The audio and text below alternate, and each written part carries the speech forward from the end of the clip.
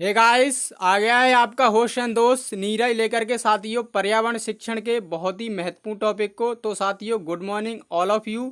साथियों आज हम सीटेट के लिए बहुत ही महत्वपूर्ण टॉपिक लेकर के आए हैं, जिसमें साथियों हम आपको बताएंगे पर्यावरण शिक्षण का अर्थ, उद्देश्य और शिक्षण सूत्र और उसके जो शिक्षण सिद्धांत होते हैं उनके बारे में।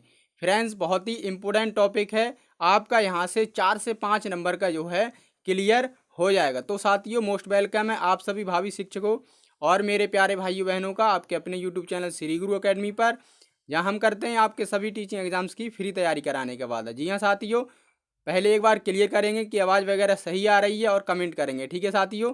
देखते हैं, और इससे पहले आपसे रिक्वेस्ट है साथियों कि यदि आपको चैनल ने पहली बार विजिट किया है तो चैनल को सब्सक्राइब कर लें, बेल बटन को दबा दें। और साथियों ये पूरा मैटर PDF फॉर्मेट में प्राप्त करने के लिए आप हमारे टेलीग्राम चैनल को ज्वाइन कर लें। चलते हैं साथियों और वीडियो को शुरू करते हैं।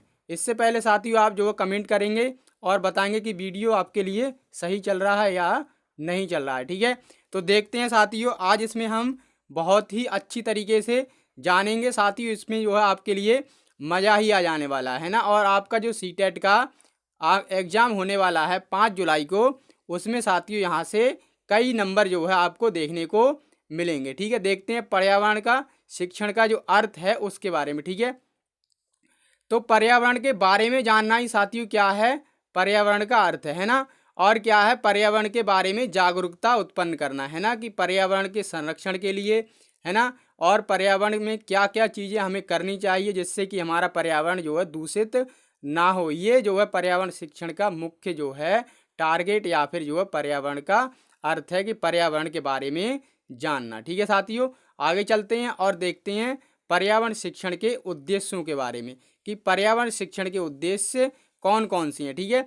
तो पर्यावरण शिक्षण के दौरान हमें प्याजे के जो कथन है, क्या कथन है, कि बच्चे दुनिया के बारे में अपना सृजन यानी ज्ञान का जो सृजन है वो स्वयं करते हैं ना। बच्चा नन्हा वैज्ञानिक है जो अपने अनुभव से सीखता है, उसका जो है हमें ध्यान रखना चाहिए और उसी के अनुसार हमारे लिए जो है क्या करने चाहिए, तो शिक्षण उद्देश्य जो है बनाने चाहिए, ठीक है साथियों। जो पर्यावरण के शिक्षण उद्देश्य है ना, क्या है, पर्यावरण के प्रति विद्यार्थियों में जिज्ञासा, रुचि एवं कल्पना स्मरण शक्ति का विकास करना। यानी कि आप जब शिक्षण कर रहे हैं, चाहे वो किसी भी सब्जेक्ट का हो, जैसे पर्यावरण का है ना, तो क्या है, आप बच्चे की जिज्ञासा देखें, उसकी रुचि और उसकी जो कल्पना स्तर है, साथ ही साथ उसकी जो है स्मरण यानी कि याद रखने की क्षमता कितनी है, उसका जो आप ध्यान रखेंगे, उसी हिसाब से आप जो है शिक्षण करेंगे, ठीक है। क्या है, आसपास के विद्यार्थियों से जो है क्या है परिचित कराना है ना। आसपास का जो पर्यावरण है उससे क्या है विद्यार्थियों को परिचित कराना है ना। क्या है कि आप साथियों जो बच्चे के इन्वायरमेंट में जो उसके आसपास है उसी के बारे में पहले बताएंगे, है ना। ये नहीं है कि आप पढ़ाते समय किसी ऑस्ट्रेलिया, इंडिया, मतलब जो है जो अपने अदर कंट्री हैं उनका एग्जाम्पल ले लिए, है ना।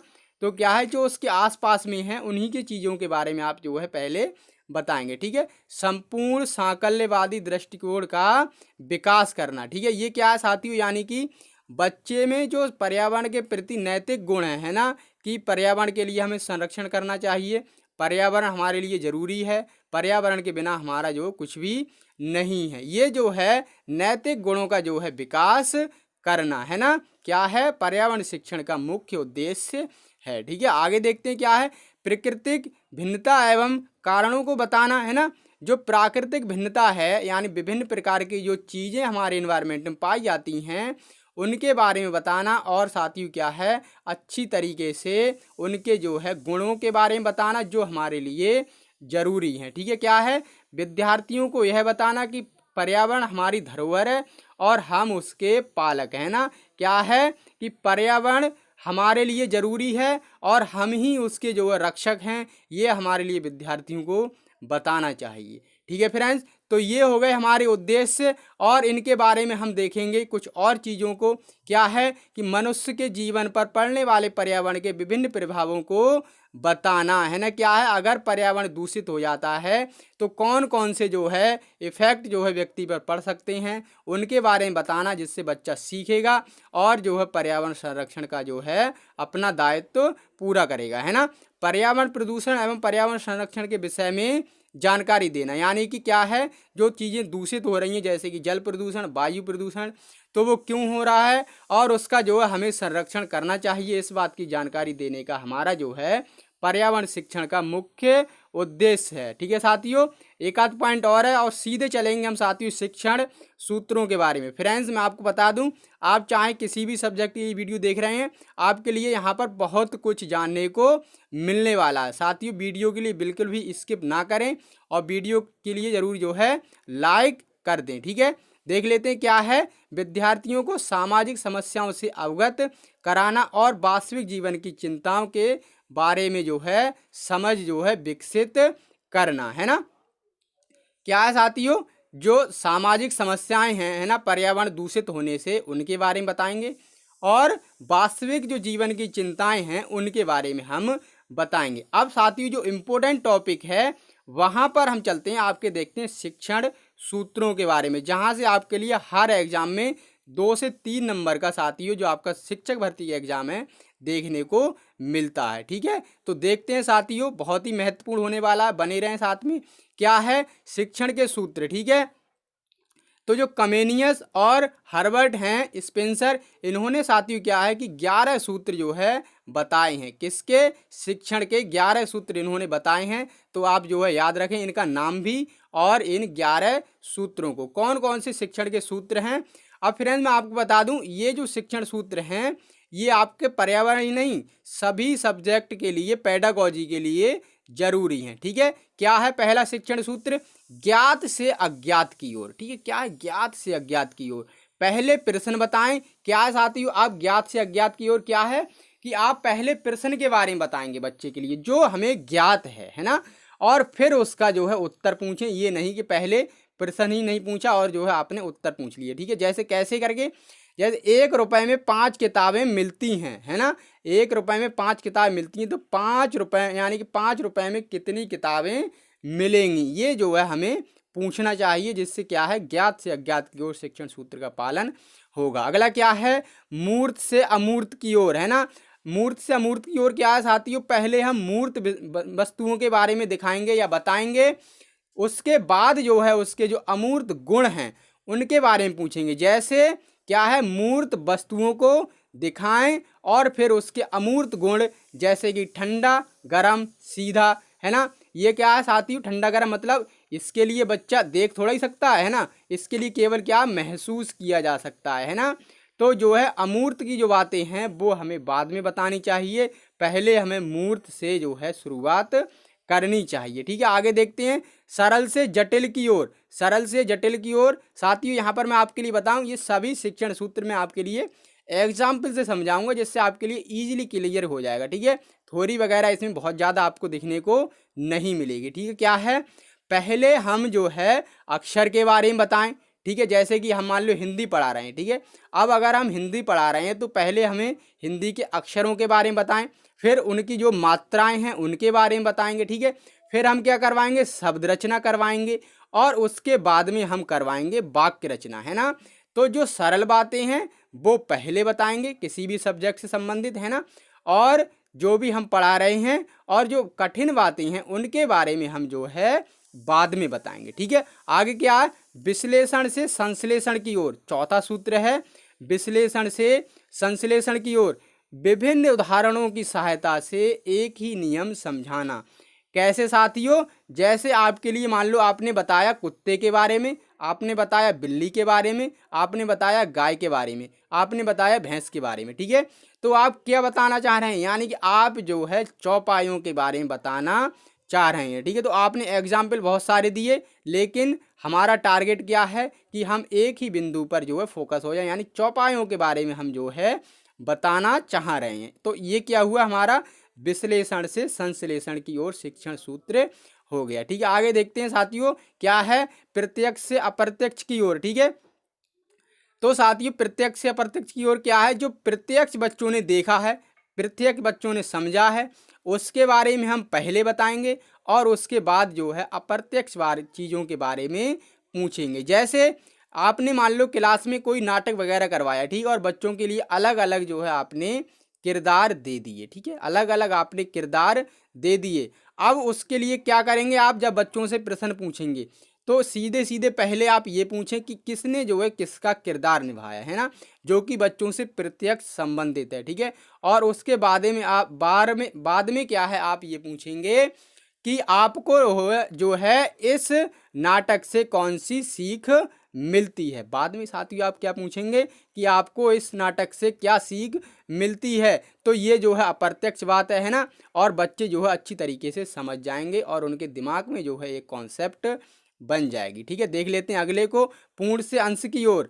तो पूर्ण से अंश की ओर साथियों क्या है, पहले हम पूरी समस्या के बारे में बताएंगे, है ना, यानी जो भी हम पढ़ाना चाह रहे हैं उसकी पूरी आकृति दिखाएंगे और उसके बाद में उसके भाग के बारे में बताएंगे। जैसे हम पढ़ाना चाह रहे हैं बच्चे के लिए वृक्ष, तो पहले हम पूरा पेड़ दिखा दें बच्चे के लिए और उसके बाद उसकी शाखाओं के बारे में पूछें या फिर जो शाखाओं के बारे में पढ़ाएं या बताएं, ठीक है साथियों।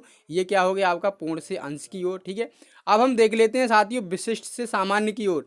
विशिष्ट से सामान्य की ओर क्या है, जो कि साथियों हमें हर हाल में जो है फॉलो भी करना चाहिए, ठीक है। क्या है कि पहले विभिन्न घरेलू वस्तुओं के उदाहरण दें, है ना, और यह बताएं कि पशुओं जैसे क्या है, आपने जो है पहले जो घरेलू पशु हैं, है ना, उनके उदाहरण दिए हैं, ठीक है।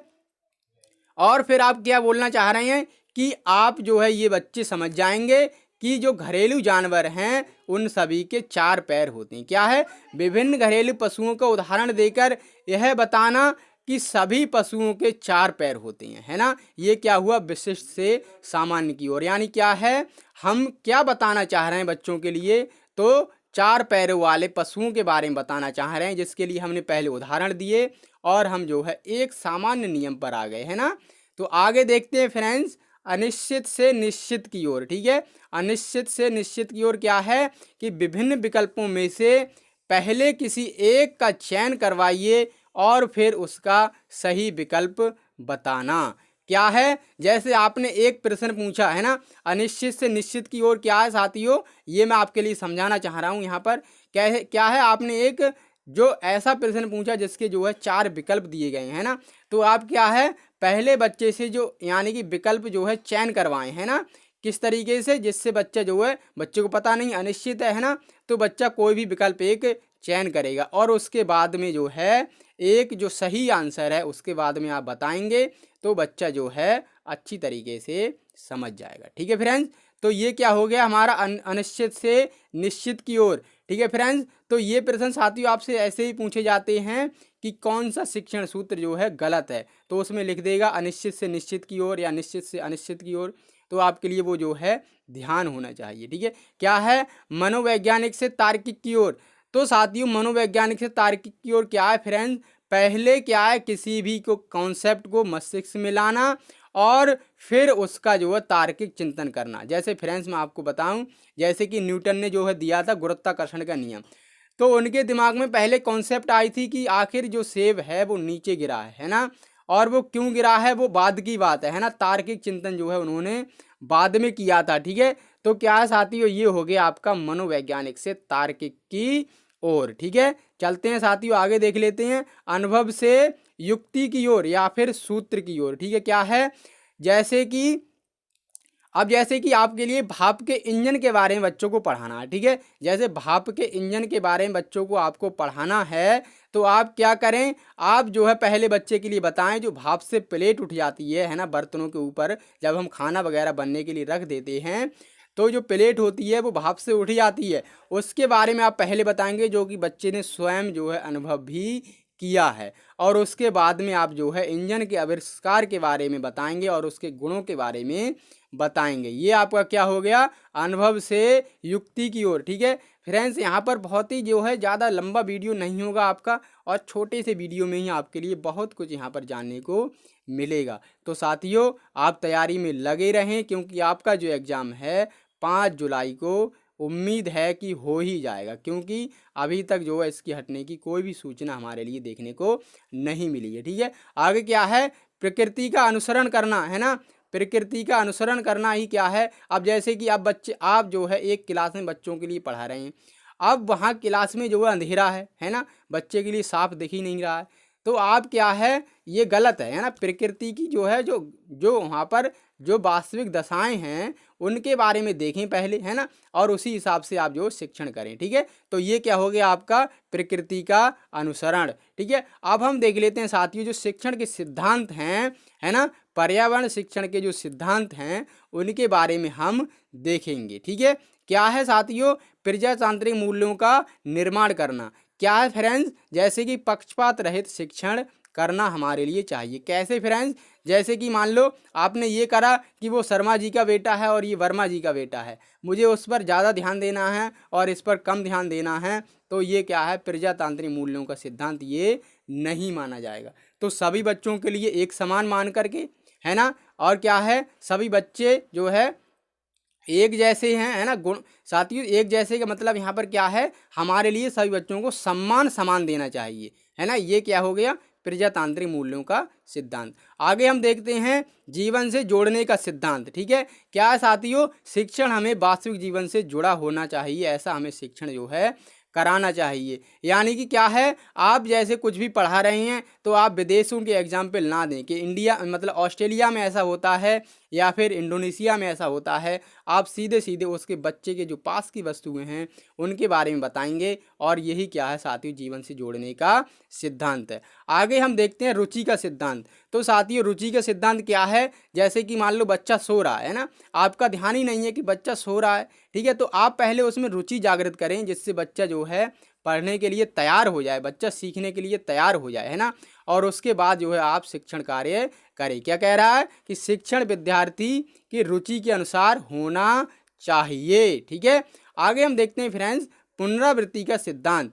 तो ये सिद्धांत क्या कहता है, ये कहता है साथियों जैसे कि होता क्या है कि बच्चों जो है कुछ चीज़ों के लिए कुछ समय के बाद भूल जाते हैं, है ना, यानी कि विस्मृत चीज़ें जो है हो जाती हैं, तो उनके लिए जो है दोबारा रिकॉल कराना चाहिए और पाठ का जो है दोहराना चाहिए, पाठ के लिए दोहराव करवाना चाहिए बच्चों के लिए, जिससे क्या है बच्चे जो है स्पष्ट रूप से समझ जाएं। ये क्या हो गया आपका पुनरावृत्ति का सिद्धांत। ठीक है, आगे हम देखते हैं फ्रेंड्स विभाजन का सिद्धांत। विभाजन का सिद्धांत क्या कहता है कि विषय वस्तु को छोटे छोटे भागों में बांटकर शिक्षण करवाना। यानी क्या है फ्रेंड्स, जैसे कि आप कुछ भी पढ़ाना चाह रहे हैं तो आप पहले जो है उसका जो है योजना बना लें, पाठ योजना, और छोटे छोटे भागों में जो है समस्या के लिए बांट लें, जिससे क्या है बच्चा जो है स्पष्ट रूप से समझ जाएगा और जो है आपका शिक्षण जो है प्रभावी हो जाएगा। ठीक है, आगे देख लेते हैं वैयक्तिक भिन्नता का जो है हमें ख्याल रखना चाहिए, है ना।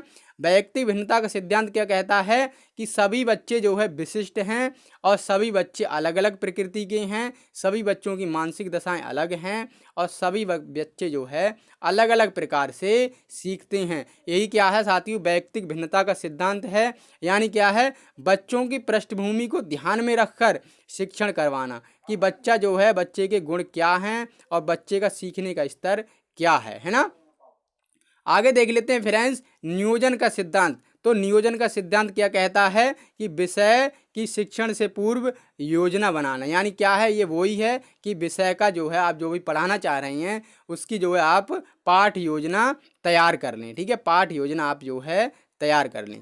फ्रेंड्स अगला देखते हैं हम क्या है नैतिक मूल्यों का सिद्धांत। तो नैतिक मूल्यों का सिद्धांत क्या है, समझदारी, सत्य, अहिंसा जैसे गुणों को सिखाना, है ना। अब हमारा ये नहीं है टारगेट कि हमने बच्चे के लिए कुछ भी पढ़ाया अब बच्चा उसके बाद में जो है आतंकवादी बन गया, है ना, यानी कुछ ऐसे अमानवीय गुण जो है उसमें आ गए जो कि समाज के लिए ज़रूरी नहीं है, तो हमारा शिक्षण जो है प्रभावी नहीं माना जाएगा, है ना। व्यक्ति में क्या है ईमानदारी, सत्य, अहिंसा जैसे गुणों को हमें जो है विकास करना चाहिए। फ्रेंड्स आप एक बार कमेंट जरूर करेंगे और बताएंगे कि ये इस तरीके का प्रयास हमारा कैसा है, जिससे क्या है हम आगे भी आपके लिए उसी तरीके का वीडियो लेकर के आएँ। तो कमेंट जरूर करेंगे और बताएंगे कि आपके लिए वीडियो कैसा लगा। ठीक है, देख लेते हैं शिक्षण यानी परीक्षण का सिद्धांत क्या है।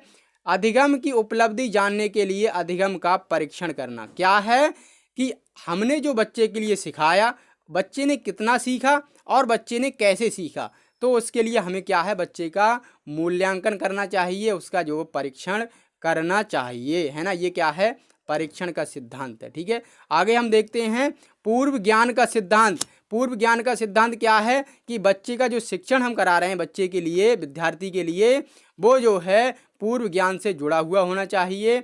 ये नहीं कि बच्चे ने जो बिल्कुल देखा ही नहीं है, जो बिल्कुल भी उसके जो है रिलेशन में ही नहीं है, उसके बारे में आप बता रहे हैं, तो जो है बिल्कुल भी वो गलत होगा। पहले हम बच्चे का जो मानसिक स्तर है, यानी उसके लिए क्या आता है, उसका पूर्व ज्ञान क्या है, पूर्व की नॉलेज उसकी क्या है, उसके बारे में देखेंगे और उसके बाद में जो है अधिगम करवाएंगे, है ना। आगे देखते हैं अंतःक्रिया या संप्रेषण का सिद्धांत।